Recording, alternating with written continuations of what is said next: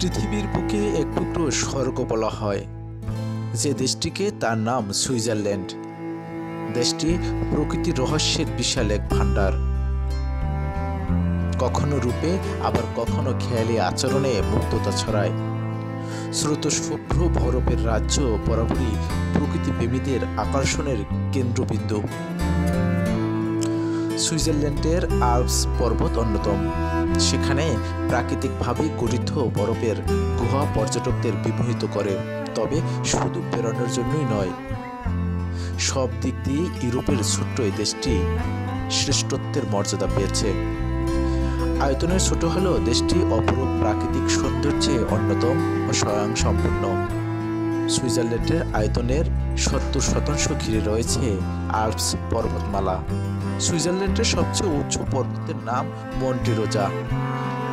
পর্যটকরা সুইজারল্যান্ডের প্রকৃত আর প্রাকৃতিক ভূদৃশ্যের জন্য আকৃষ্ট হয়। এছাড়া স্কাইং আর পর্বত ভ্রমণের জন্য এখানে অনেক পর্যটক আসেন। বিশ্বের অন্যতম অর্থসংস্থান হয় এখানে বহু ভ্রমণকারী ব্যবসার জন্য আসে। আল্পস পর্বতমালা প্রকৃতি রহস্যের বিশাল এক ভাণ্ডার। কখনো রূপে, আবার কখনো খেয়ালি আচরণে মুগ্ধতা ছড়ায়। স্রোতস্বভ্র বরফের রাজ্য বরাবরই প্রকৃতিপ্রেমীদের আকর্ষণের কেন্দ্রবিন্দু।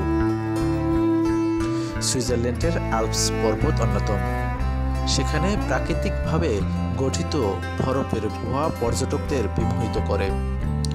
আল্পস পর্বতের পুরোটাই যেন সাদা চাদরে মোড়ানো।